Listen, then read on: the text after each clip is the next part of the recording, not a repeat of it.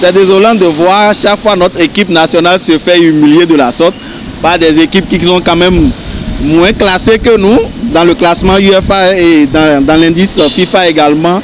Et chaque fois, c'est les mêmes choses qui se répètent. Nous avons couru, nous sommes allés changer le nom de l'équipe nationale. On les a appelés les Guépards. Ce n'est pas ça qui joue le football en fait. J'ai eu l'impression de voir encore des écureuils dans la peau d'un guépard.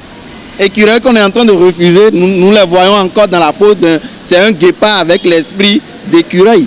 Il faut réellement qu'on fasse la refondation de ce football. On ne cessera jamais de le dire.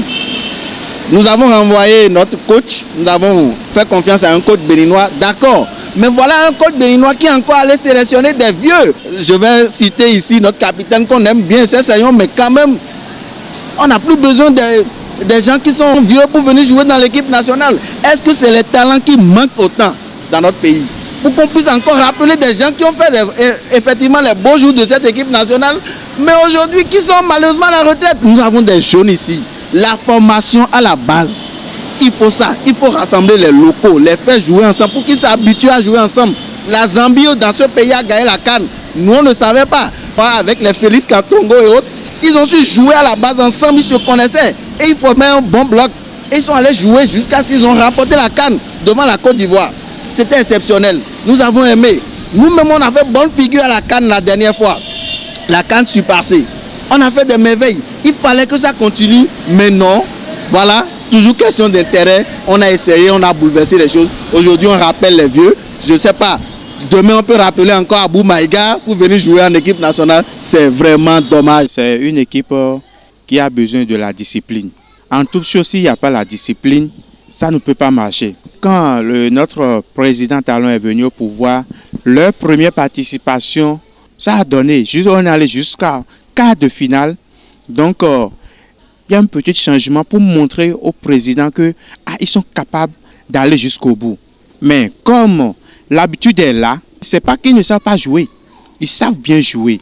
Mais au fond, là, il y a quelque chose qui est en bas qui ne veut pas que le sport béninois puisse évoluer.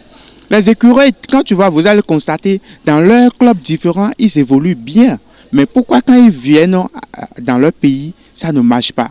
Ça veut dire que ce qui est là au Bénin ne veut pas que cette équipe-là évolue. C'est ça là on va chercher à enlever.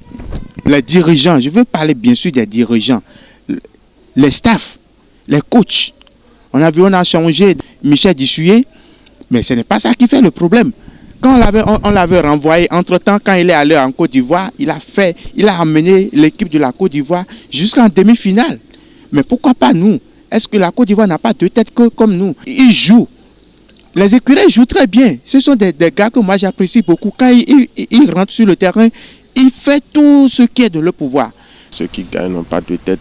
Et ce n'est pas que je ne suis pas heureux de voir un compatriote à la tête gérer notre équipe. Non, je suis vraiment heureux. Seulement que nous, on a besoin de résultats. Et si ça ne va pas, ce n'est qu'à la tête qu'on tient rigueur.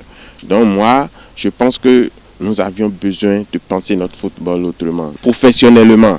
Sinon, sur l'autre là, on a pu au moins constater donc des victoires qui nous ont fait plaisir.